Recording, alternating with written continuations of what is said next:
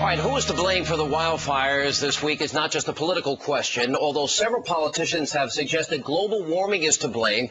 But are environmentalists the real culprits? After years of fighting against brush clearing and controlled burns, are Al Gore wannabe activists really the ones at fault? Joining us now is the author of the Politically Incorrect Guide to Global Warming. Chris Horner is back with us, and from the California Chaparral Institute, Rick Halsey is with us. You know, I went back Chris, I found a congressional study, and knowing the research that you have put into your book, which I use as a great resource, a 2003 congressional study found a direct link between the growing threat of wildfires and the increasing number of lawsuits by the environmental groups here. And they examined the forest proposals in 2003. It said the appeals effort by these environmental groups delayed efforts to treat nearly 1 million acres of forest, cost the federal government millions of dollars. Pete Domenici said the American people will no longer tolerate management by wildfire. That seems to corroborate. If they won't let you thin and they won't let you have a controlled burn, you can't do the job, can you? Right. We've got an abutment up to fire-prone areas of development now. We've got laws and lawsuits encroaching upon what individuals can do with their land. We have the federal government, which is the worst landlord in the country, owning 65% of the land west of Denver.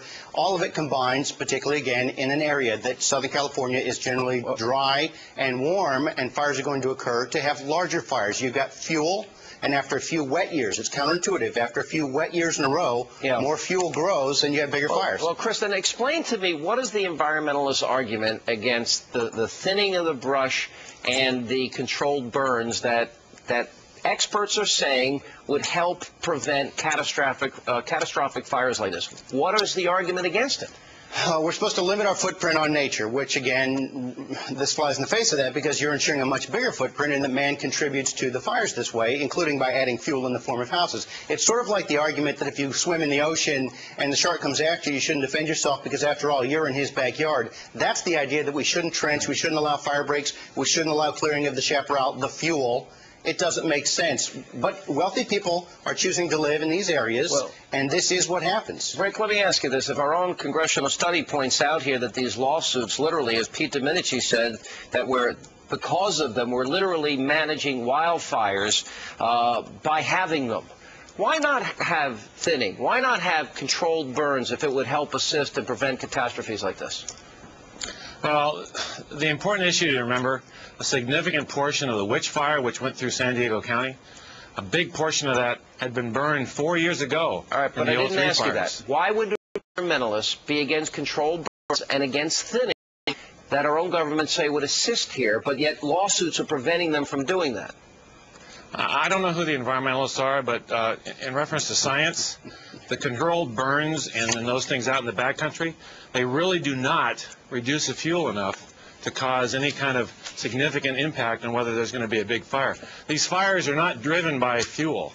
They're driven by winds, and they stop when the wind stops, not when the fuel stops. Hey, Chris, that's why they went through these 4-year fuels. Chris, I want to point out that one of the biggest environmental groups, the Sierra Club, has long supported responsible fuel reduction around communities, and they fully support with a wildfire policy that makes community protection its top priority, and they agree that removing brush and small trees immediately around homes and communities will help and save lives. So, you know, to make a blanket statement that these environmentalists will not do this or don't want to do it is inaccurate.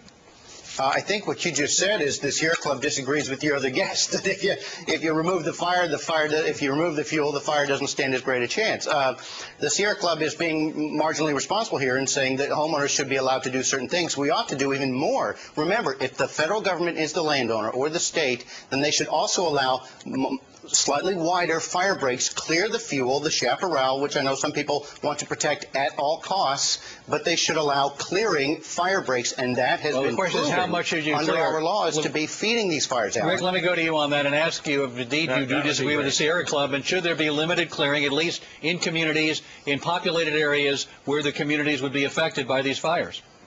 You've got to do strategic fuel breaks and to clear the vegetation around homes. Nobody's questioning that. But you said if fuel had nothing to do with it. Let Rick finish. No. What we're questioning is wholesale controlled burning out into the wild landscape. Look, a lot of these homes, they burn from embers. Embers can travel to a mile away.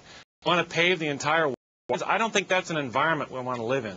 You've got to make structures fire. You can't put them in fire corridors.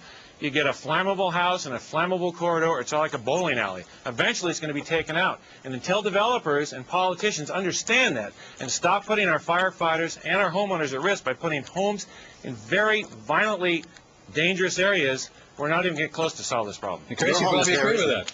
I know his home is there. I know that what he's saying is if you choose to swim in the ocean and the shark comes after you, in this case the fire, you really can't defend yourself because, after all, you're swimming in his backyard. In fact, they're chumming the waters here with these policies. Right. Sir, you built your house next to this, and you're saying other people shouldn't. That's a very elite environmentalist attitude. I've got mine. It's a very nice European attitude. Do you want to respond to that charge, Rick? Is that true that you have one standard for you? Is that an accurate charge? Do you want to respond to that? Do you back up to this chaparral? Rick, please respond. Do you back up to the chaparral? I am with the Wildland Urban Interface, and I stayed at my home to defend it, and as did many of my neighbors. And in fact, we were able to save a number of homes by being able to put out the ember fires, which were very small little entities when they start, instead of allowing them to become bigger. And that's how communities respond.